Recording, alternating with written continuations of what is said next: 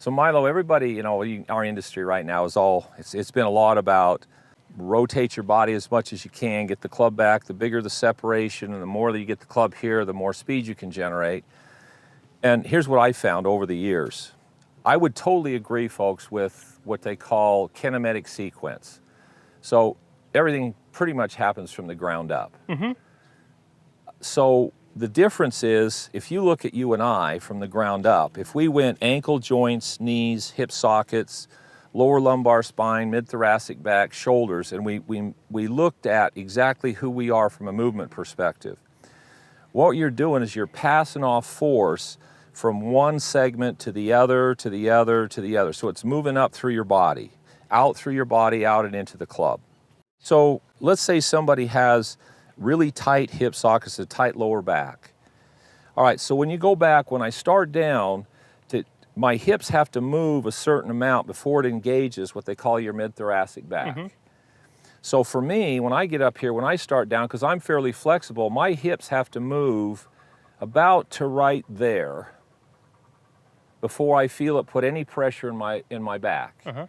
my mid-thoracic back, which then once I get there, then it's going to start my shoulders going.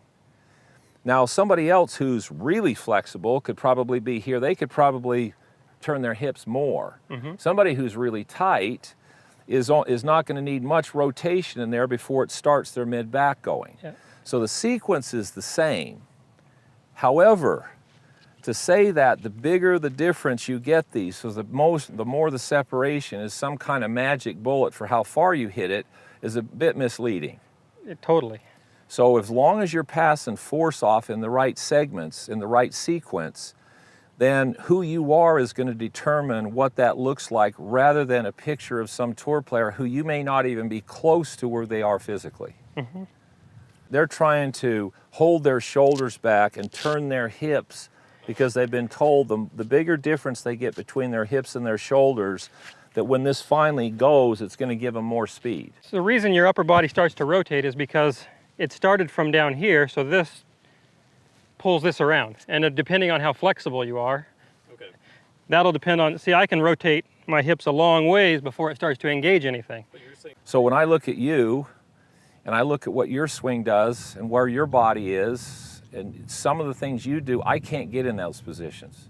No. I for sure can't get in there anymore because of my back.